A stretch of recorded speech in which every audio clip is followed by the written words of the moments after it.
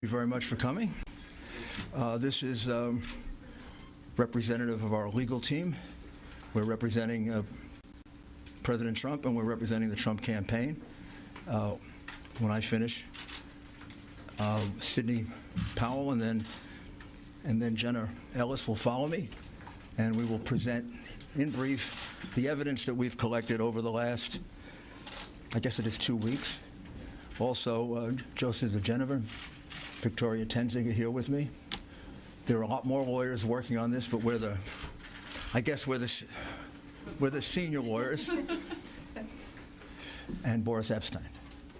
So, I guess the best way to describe this is when we began our representation of the president, we certainly were confronted with a very anomalous set of results. The president way ahead on election night, 700,000 or 800,000 in Pennsylvania. Somehow he lost Pennsylvania. We have statisticians willing to testify that that's almost statistically impossible to have happened in the period of time that it happened. But of course, that's just speculation. As we started investigating, both our investigations and the very patriotic and brave American citizens that have come forward are extraordinary. Extraordinary number of people, extraordinary number of witnesses. And what emerged very quickly is there's not a singular voter fraud in one state. This pattern repeats itself in a number of states. Almost exactly the same pattern, which to any experienced investigator, prosecutor, would suggest that there was a plan from a centralized place to execute these various acts of voter fraud, specifically focused on big cities, and specifically focused on, as you would imagine, big cities controlled by Democrats, and particularly focused on big cities that have a long history of corruption. The number of voter fraud cases in Philadelphia could fill a library. Just a few weeks ago, there was a conviction for voter fraud, and 2 weeks before that. And I've often said, I guess sarcastically, but it's true, the only surprise I would have found in this is if Philadelphia hadn't cheated in this election. Because for the last 60 years, they've cheated in just about every single election. You could say the same thing about Detroit. Each one of these cities are cities that are controlled by Democrats, which means they can get away with anything they want to do. It means they have a certain degree of control over, certainly control the election board completely, and they control law enforcement, and unfortunately, they have some friendly judges that will issue ridiculously irrational opinions just to come out in their favor. So let's start with the specifics. Pennsylvania. In Pennsylvania, the margin of victory now for Biden, which is not a victory, it's a fraud, is 69,140 votes. The reality is that we are now at a count of 682,770 ballots, for which we have affidavits that there was no inspection of that ballot at the time that it was entered in the vote. It was a mail ballot. Mail ballots are particularly prone to fraud. We were warned about that by Jimmy Carter, President Jimmy Carter, and Secretary Baker in a report about a dozen years ago, in which they said that mail balloting is particularly susceptible of fraud, that we should very carefully consider ever doing it, and that it can be taken advantage of. Justice Souter warned us of the same thing in a comment in an election law case. And even the New York Times wrote articles about how dangerous mail-in voting was. And this is the first time we ever did it en masse, and I think we proved that all three are prophets. It's not only susceptible to fraud, it is easily susceptible to fraud, particularly if you have a plan or scheme which sounds eerily similar to what Joe Biden told us a few days before the election, that he had the best voter fraud team in the world.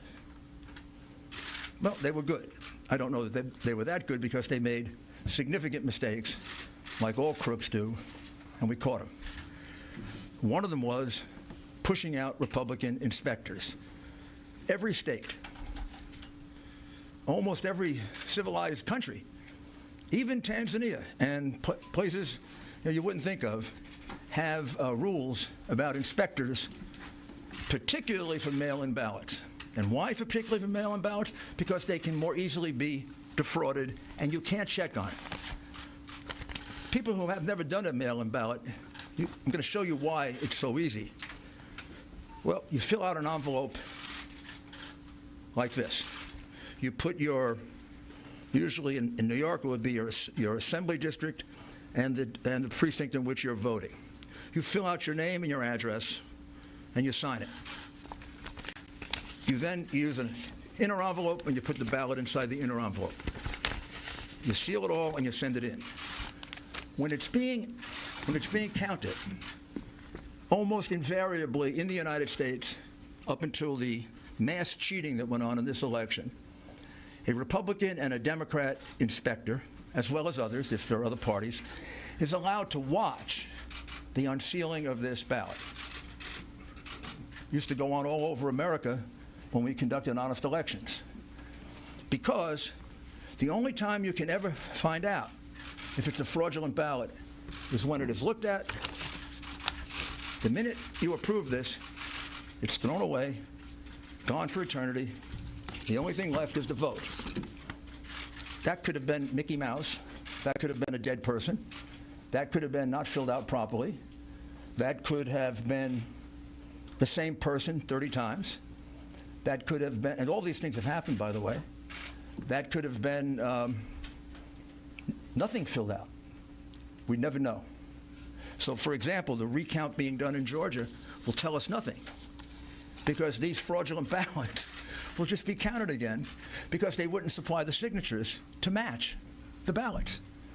So it means nothing to have counted these ballots because, for example, in Pennsylvania, where we have probably our most precise evidence, 682,770 of these ballots were cast, put in, and they weren't inspected, which renders them ballots that are null and void, cannot be counted, have to be removed from the vote. Why? For several reasons, not the least of which is that was basically only one of two places in the state where it was done. So in the other parts of the state, there was a legitimate inspection of the ballots. So if you have two different standards in different parts of the state, one favoring one part of the state, the other disfavoring the other part of the state, that's a classic violation of the Equal Protection Clause of the United States Constitution.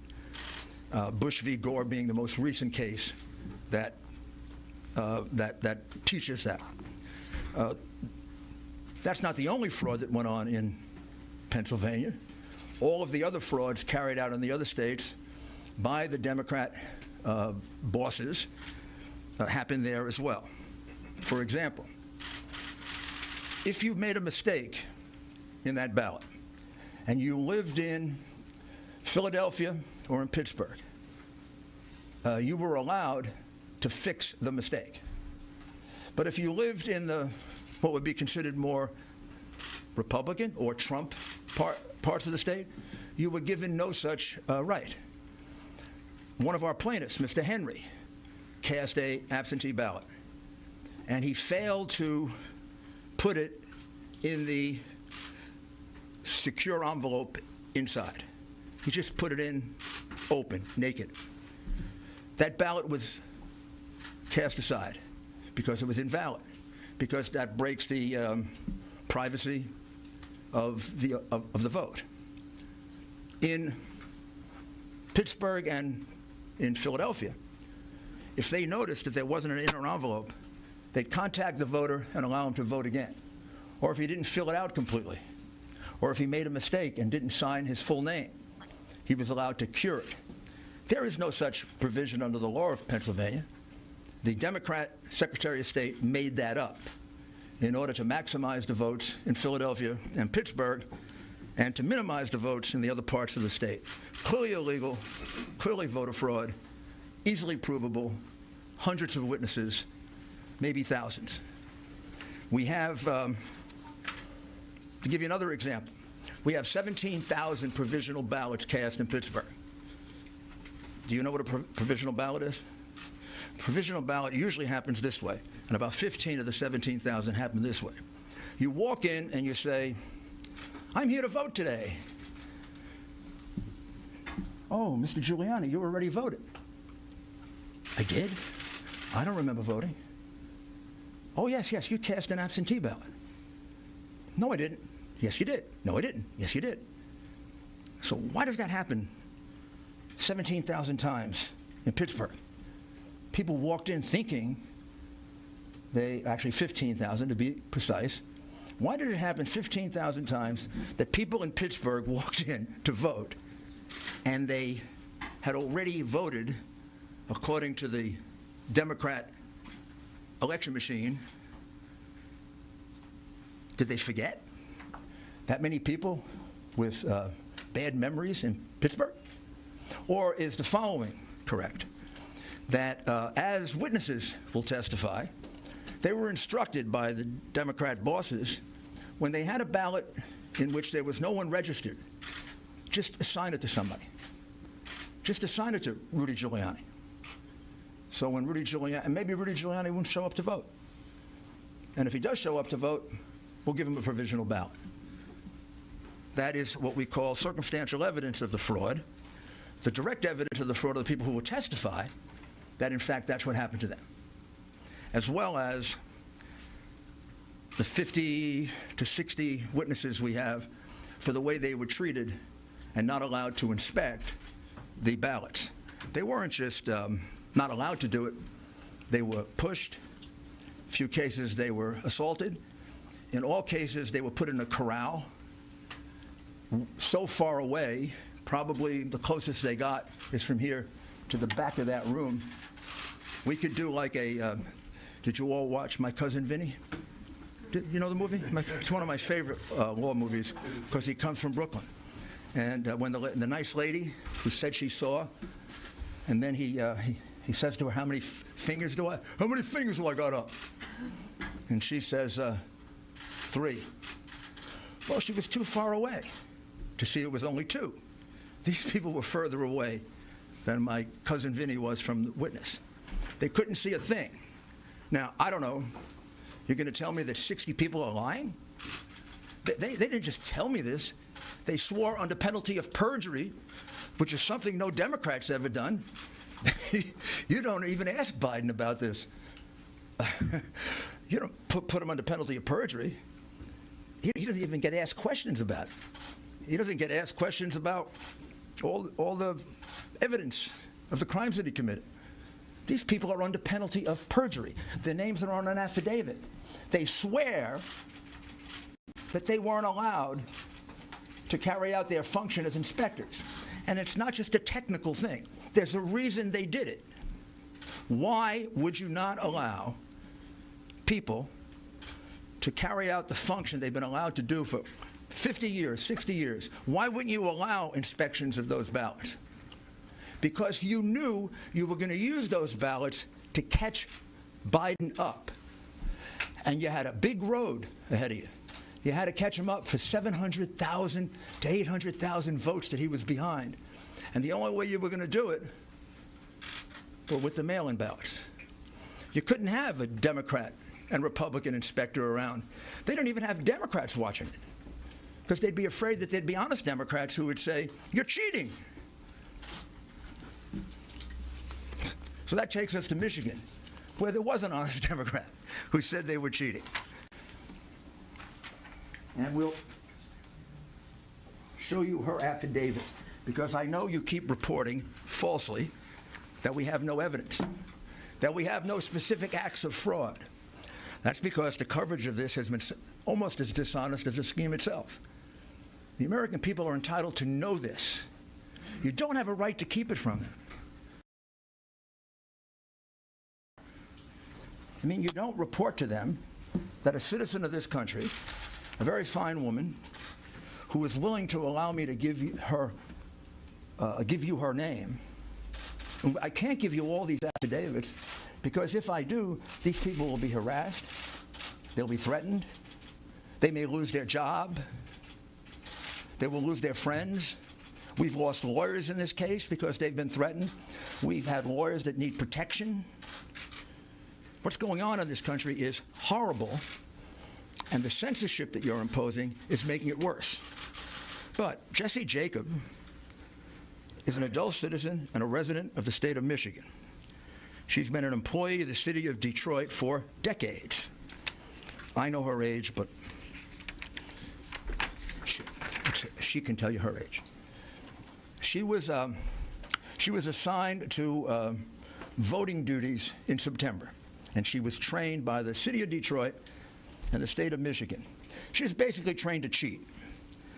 She said that I was instructed by my supervisor to adjust the mailing date of these absentee ballot packages to be dated earlier than when they were actually sent in. The supervisor made that announcement for all workers to engage in that fraudulent practice. That's not me saying that. That's just American citizens saying that under oath. I don't know. Maybe you could say she's lying, but you can't say there's no evidence. This is what we call evidence. This is direct evidence. Not circumstantial. I tried many, many cases, as did all my colleagues here. You put a witness on a witness stand, the witness is testifying to their own knowledge. This witness goes on the witness stand and she will say, I was told to adjust the date on the absentee ballots. I witnessed election workers and employees going over to the voting booths with voters in order to watch them vote and coach them for whom to vote. Completely illegal. She will testify to that. I don't know. Biden's people can cross-examine her, but you can't just throw it away. Gee, there's no evidence. Next time you say that, you'll be lying. Because there is evidence. This, oh, by the way, this is public. You can all get it. It's attached to the complaint in Costantino versus the city of Detroit. Then she was instructed by my supervisor not to ask for a driver's license or any photo ID when a person was trying to vote. Don't ask for identification. Why would you not ask for identification? Because you knew that a lot of people not entitled to vote were going to come in and early vote. Because you knew that illegal immigrants were going to be allowed to vote. You knew, if you lived in Philadelphia, unless you're stunad, that's an Italian expression for stupid, unless you're stupid, you knew that a lot of people were coming over from Camden to vote. They do every year. Happens all the time in Philly. It's about as frequent as getting beaten up at a Philadelphia Eagle football game. Happens all the time. All the time. And it's allowed to happen because it is a Democrat, corrupt city. And has been for years. Many, many years. And they carried it out in places they could get away with it. They didn't carry it out in neutral places. They didn't carry it out in Republican places. They didn't carry it out where the law is respected. They carried it out in a corrupt city where the district attorney releases criminals en masse, which is why it has so much crime. She also said, I observed a large number of people who came to the satellite location to vote in person, but they had already applied for and submitted an absentee ballot. So she observed a lot of people voting twice. Again, this is Jessie Jacob, not me. I was instructed not to invalidate any ballots and not to look for any deficiency in the ballots. Why would you do that? Because you're cheating. On purpose cheating. Intentionally cheating. You're cheating as a institution. This is an instruction from the election commissioner or the employer to the worker. Don't look for any deficiencies in the ballots. I was instructed not to look at any of the signatures on the absentee ballots. If she was instructed to not to look for any of the signatures on the absentee ballots, why the heck do you sign it in the first place? In order to identify it. She was instructed not to do that because many of the absentee ballots were fraudulent, and they knew that. And they didn't want to have a count of that. On November 4, 2020, I was instructed to improperly predate the absentee ballots when the receipt date was actually was after November 3rd, 2020. Now, this is really significant because Justice Alito of the Supreme Court instructed Pennsylvania that any ballot that comes in after 8 o'clock on November 3rd, 2020, had to be put aside and not opened because there's a question as to its legality and its constitutionality. What she's telling you is that they blatantly disregarded that order, that they took ballots that were marked the 4th and the 5th and the 6th, and they marked it down for the 3rd in blatant disregard of the order of the United States Supreme Court. This is I don't know if she's a Democrat or Republican. I assume if she's working for the city of Detroit that she's a Democrat. I assume, but I may be wrong. She's a citizen. I've never met her, never coached her. And I'd like you to note that it's signed under penalties of perjury. We have 100 more of these. I can't show them to you because those people don't want to be harassed. They don't want to have their lives torn apart by the goons on the other side. We don't do that to them. They've done that to a lot of our people. They've done it for 4 years. And it's outrageous that it's tolerated, and it's tolerated because you condone it in the press, and you don't cover it, and you don't condemn it. And it shouldn't happen to a Republican or a Democrat. A lawyer shouldn't have to withdraw from a case because he's representing the President of the United States. There are many more affidavits here. I'd like to read them all to you, but I don't have the time. You should have had the time and energy to go look for them. That's your job. Like it's my job to defend the President and to represent the President. It's your job to read these things and not falsely report that there's no evidence. Do you know how many affidavits we have in the Michigan case? 220 affidavits.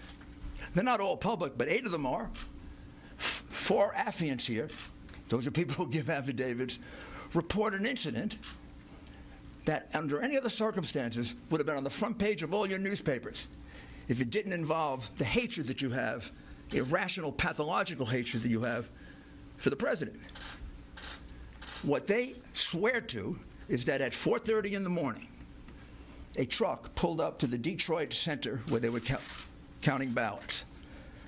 The people thought it was food, so they all ran to the truck. It wasn't food. It was thousands and thousands of ballots. And the ballots were in garbage cans. They were in paper bags. They were in cardboard boxes. And they were taken into the center. They were put on a number of tables. At that time, they thought all the Republican inspectors had left. All but 2 had. And an employee of Dominion, who we will address a little bit later, Dominion. And here's what they jointly swear to. That every ballot that they could see, everything they could hear, these were ballots for Biden. When they saw a ballot, these were ballots only for Biden, meaning there was no down ticket, just Biden.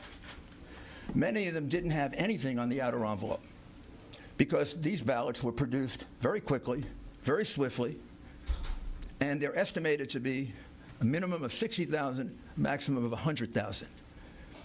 Many of them were triple counted, which means they were put into the counting machine this way. Once, twice, 3 times. I didn't see that. I don't know that, but for the fact that 3 American citizens are willing to swear to it. And we're not going to let them go to court and do that? We're going to let this election go by when there are, in this case, 60 witnesses that can prove what I'm saying to you and other acts of fraud in Michigan? I mean, what's happened to this country if we're going to let that happen? What happened to this country if we're going to cover that up? We let Al Gore carry on an election dispute longer than this one has been going on for one state and for Chad's. This happened in Pennsylvania. It happened in Michigan. Michigan probably right now, if I count up the affidavits, just one case alone, Trump v. Benson, a case that we dismissed today because that case was attempting to get the Wayne County Board of Supervisors to decertify. Well, they did. They decertified. That case has 100 affidavits. And the 100 affidavits show essentially what I've talked to you about. Counting ballots improperly, counting them 3 and 4 times, having people vote 3 and 4 times, changing and backdating ballots to the point of at least 300,000 illegitimate ballots that we can specifically identify. The margin in Michigan was 146,121, and these ballots were all cast basically in Detroit that Biden won 80-20. So you see a change as a result of the election in Michigan if you take out Wayne County. So it's a very significant case. That is being raised in the case of Costantino versus the city of Detroit. Not by us, but by an individual plaintiff. We are helping and assisting in that case, however. And you can find all the affidavits that you want filed in that case. And you can find out they're not just allegations, they're allegations supported by sworn testimony, which is a lot better than Joe Biden has ever done on anything. He doesn't answer questions, much less give you sworn affidavits. Wisconsin had a very small margin, 20,544 last time I looked. In Wisconsin, without going into great detail, very similar plan. Republicans shut out in the city of Milwaukee and also in Madison. Republicans almost uniformly shut out from the absentee process, not allowed to inspect, not allowed to look at the ballots. We have in Milwaukee and in the state of Wisconsin a much stricter law. Wisconsin doesn't allow mail-in ballots. They didn't buy into the big mail-in ballot situation. Wisconsin, when you look at their constitution, almost seems to not like absentee ballots. They state it's not a right, a privilege. And they have very, very strict procedures. And the strict procedure says that you can't be given an absentee ballot. You have to personally apply for it. It's illegal, basically, to solicit a vote. And they have actually many reasons for it. That probably goes back to their progressive days. When I say progressive, I mean late 19th century, early 20th century progressive, when that really meant progressive, not retrogressive. So there are 60,000 ballots in Milwaukee County and 40,000 ballots in Madison that, as far as we can tell, and this is why we're auditing, because we have very good information, the numbers are going to come out about here, that don't have applications. Under the law of the state of Wisconsin, already decided, if there's no application for an absentee ballot, the absentee ballot is thrown away. This all happened in 2 places in Wisconsin. Didn't happen in northern Wisconsin. Didn't happen in Republican Wisconsin. Didn't happen in neutral Wisconsin, where there are an equal number of Republicans and Democrats. It happened in a place where the vote was 75, 80% for the Democrat. You take away any number of those, and that 20,000 lead disappears. In other words, if you count the lawful votes, Trump won Wisconsin by a good margin. Indeed, if you count the lawful votes in Pennsylvania, he won it by about 300,000 votes. Also, in the lawsuit filed in Wisconsin, which is really a petition because of their procedures, there were no inspectors provided for the count of the illegal ballots. There were numerous backdated ballots. We're just counting them now, run over into the thousands. And there were many precincts in which there was an overvote. Now let me explain to you what an overvote is. which is something you should have explained to the American people, because it's about the clearest circumstantial evidence of massive fraud that you can have. An overvote is if 200% of the people who are registered in a district vote. Think about that. 200% of the registered voters in a district vote. What does that mean? That means somebody voted twice. That means somebody who's not entitled to vote voted, an illegal, a person from another city or state, a person who's not registered.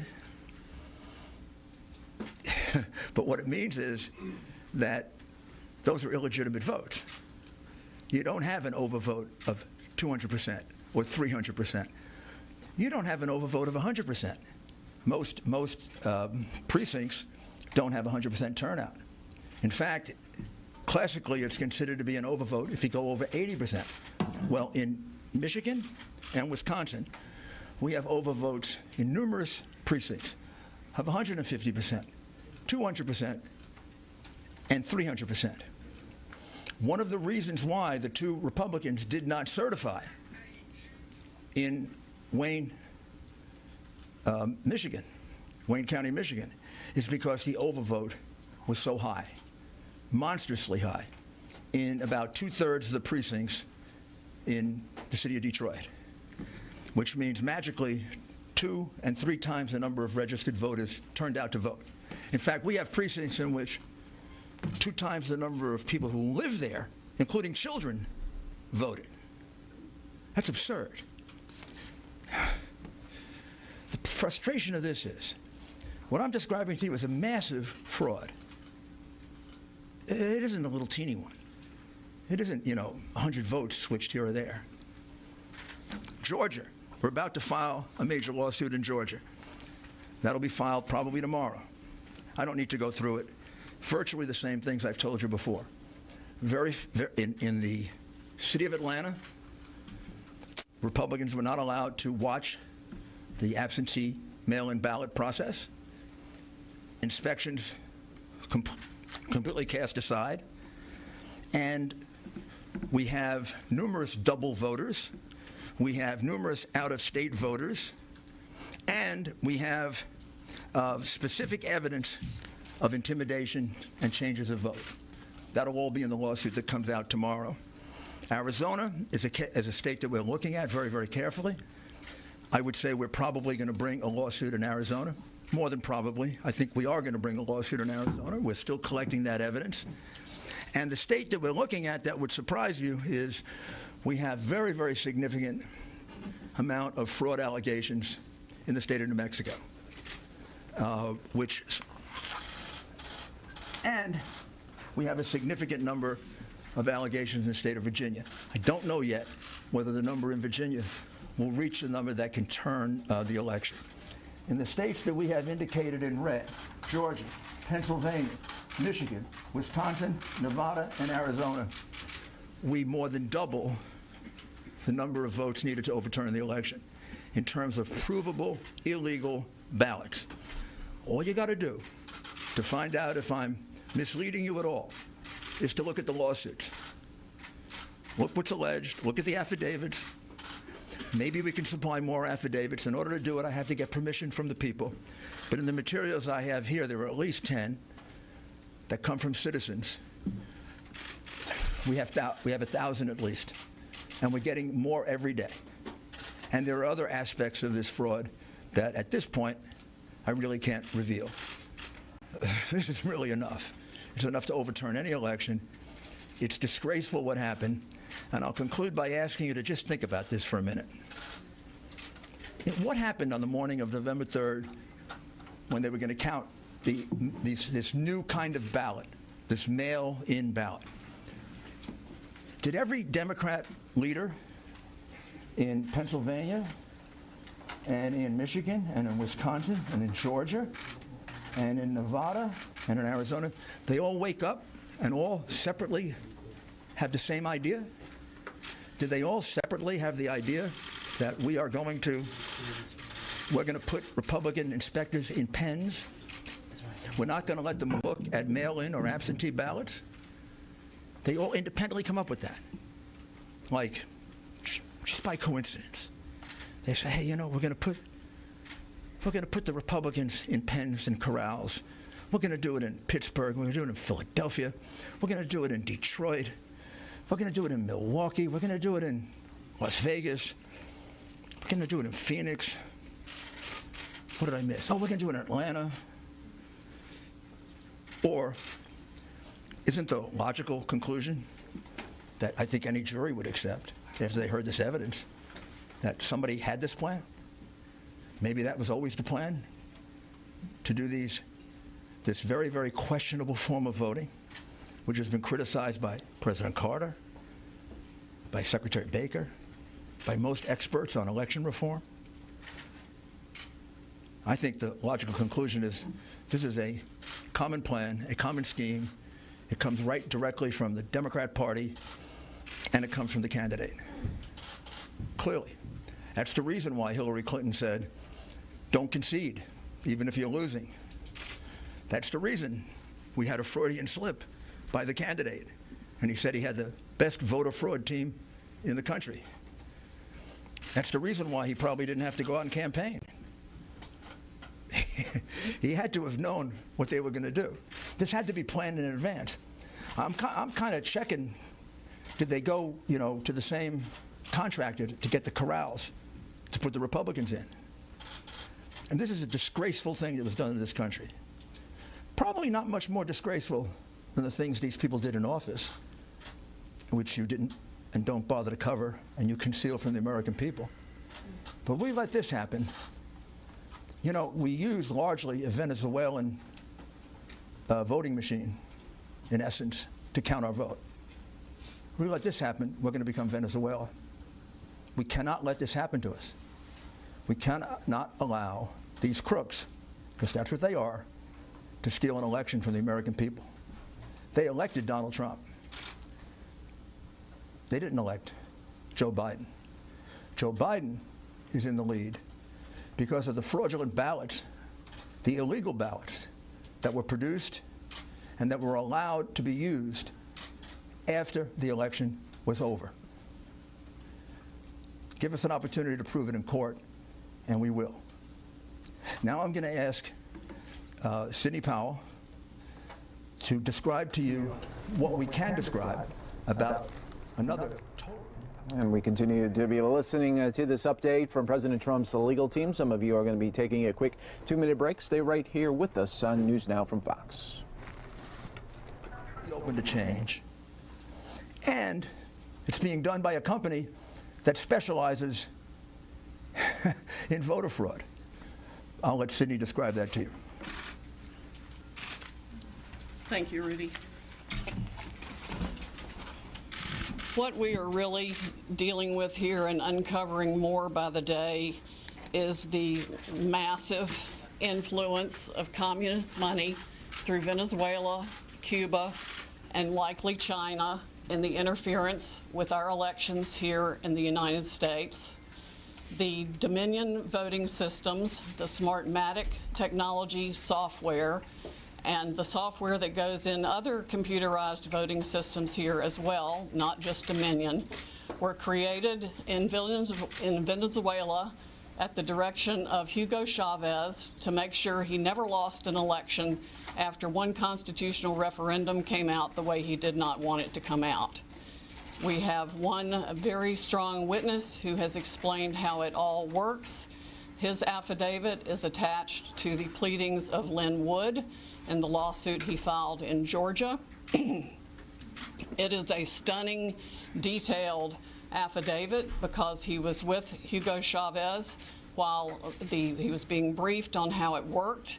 He was with Hugo Chavez when he saw it operate to make sure the election came out his way. That was the express purpose for creating this software. He has seen it operate, and as soon as he saw the multiple states shut down the voting on the night of the election, he knew the same thing was happening here, that was what had gone on. Now, the software itself was created with so many variables and so many back doors that can be hooked up to the internet or a thumb drive stuck in it or whatever, but one of its most characteristic features is its ability to flip votes. It can set and run an algorithm that probably ran all over the country to take a certain percentage of votes from President Trump and flip them to President Biden, which we might never have uncovered had the votes for President Trump not been so overwhelming in so many of these states that it broke the algorithm that had been plugged into the system. And that's what caused them to have to shut down in the states they shut down in. That's when they came in the back door with all the mail-in ballots, many of which they had actually fabricated. Some were on pristine paper with identically matching perfect circle dots for Mr. Biden.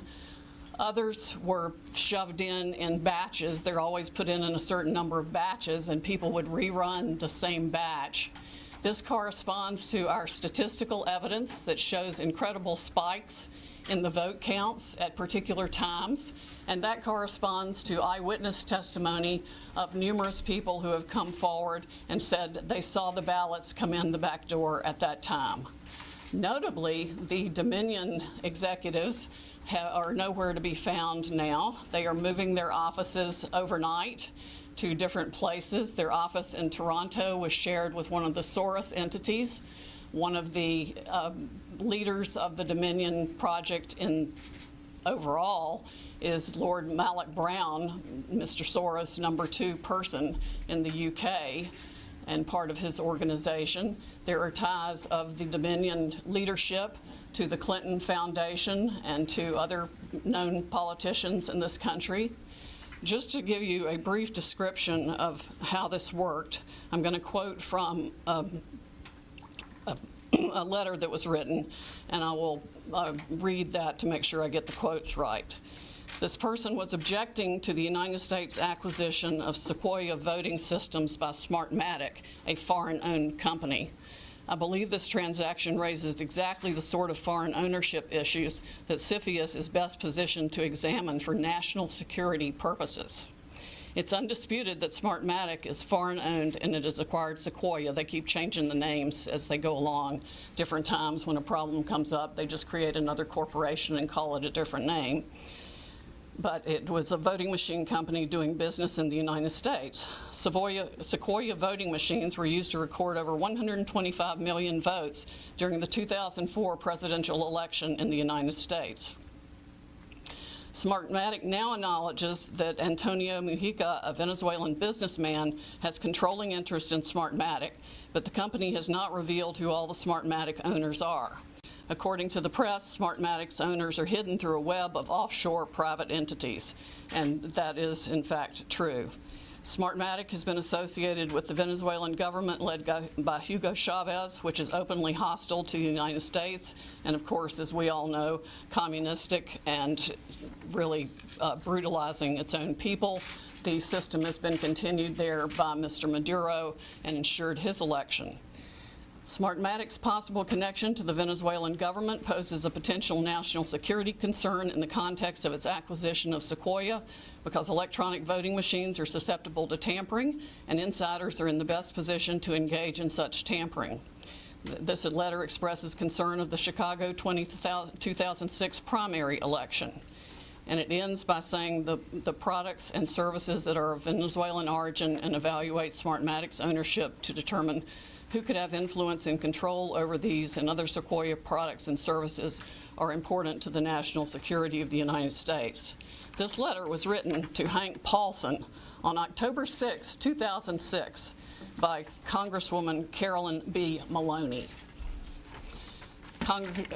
Senators Klobuchar and Warren have raised these concerns as recently as December 2019. Why our government has not taken them seriously is beyond my comprehension, unless they have, some of the three-letter agencies have used them themselves in other parts of the world. We know that the technology was exported to affect an election in Argentina. That's admitted by our friend who wrote the affidavit about Hugo Chavez and his interest in Smartmatic.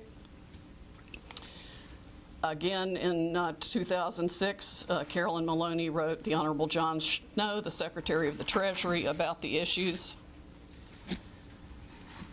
Speaking of Smartmatic's leadership, one of the Smartmatic patent holders, Eric Coomer, I believe his name is on the web as being recorded in a conversation with Antifa members saying that he had the election rigged for Mr. Biden, nothing to worry about here, and they were going to F Trump.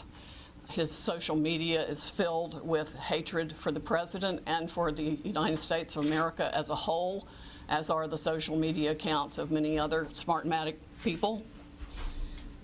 There has been widespread use of this. Dominion itself is utilized in 2,000 jurisdictions in 30 states. It has been uncertifiable in multiple states who realized all the problems that it had, including Texas. Experts have described it across the board, from a Princeton group of 3 professors to experts that we have talked to about its end-user vulnerabilities. People can admittedly go in and change whatever they want. They can set the ratio of votes from one thing to another. They can say that a Biden vote counts as 1.25 and a Trump vote counts as 0.75. And those may be the numbers that were actually used here. It's not just the swing states that were affected. The algorithm was likely run across the country to affect the entire election. Like I said, we only discovered it this year because of the overwhelming number of votes for President Trump in the swing states that caused the machines to have to shut down for them to backfill for adding votes. We have evidence of different numbers of votes being injected into the system, the same identical, unique 6-digit number multiple times in at least 2 states that we've analyzed so far, and I'm talking about like 341,542 votes for Biden and 100,012 for Trump. There's no explanation, no logical explanation for the same numbers being injected 20 minutes apart into the machine. The software manual itself, you can download it from the internet, and I would encourage you all to read it because it specifically advertises some of these things as features of the system. Why it was ever allowed into this country is beyond my comprehension, and why nobody has dealt with it is absolutely appalling. The machines were easily accessible to hackers. There's a video on the net that it will explain to you how a kid with a cell phone can hack one of these voting machines.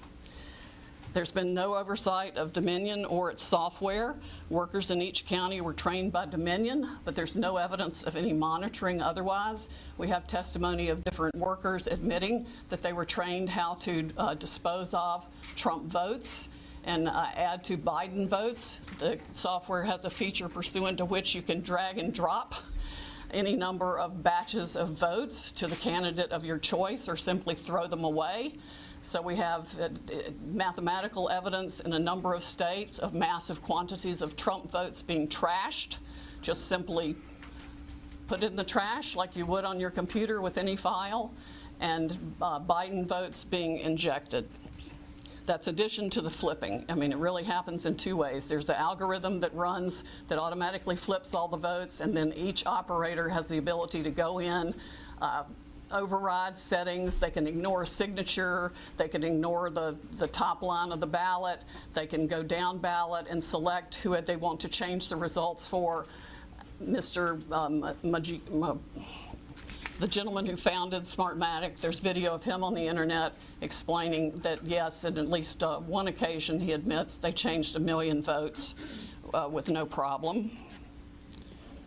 Many of the jurisdictions that have had this problem might not have known of the issues, but many did. And I think a full-scale criminal investigation needs to be undertaken immediately by the Department of Justice and by every state's equivalent, Attorney General's office or state investigatory unit, because there's evidence of different benefits being provided to the people who spent $100 million of taxpayer money at the last minute for their state to get the Dominion voting systems put in time for this election in different ways. There's one person that a lawyer told me got, quote, election insurance meaning that he would be able to make sure he was elected. I'm sure they explained that feature in detail to many people who expressed interest in putting this voting system in. Texas denied certification of the Dominion system in 2019, but there are no doubt issues with the software that Texas did use, unbeknownst to Texas, I would imagine, since they went to great trouble to examine the Dominion systems and reject them. But other software, the source code that does the alterations is embedded, we have been told, in the source code all across the country and all the voting machines. There's no doubt it has been used to alter elections in other countries. We know specifically that Venezuela exported it for that purpose to Argentina and other Latin American companies to make sure that the corrupt rulers who were willing to pay the highest price for being in office were allowed to rig their elections. This is stunning, heartbreaking, infuriating, and the most unpatriotic acts I can even imagine for people in this country to have participated in any way, shape, or form. And I want the American public to know right now that we will not be intimidated. American patriots are fed up with the corruption from the local level to the highest level of our government, and we are going to take this country back. We are not going to be intimidated. We are not going to back down. We are going to clean this mess up now. President Trump won by a landslide. We are going to prove it, and we are going to reclaim the United States of America for the people who vote for freedom.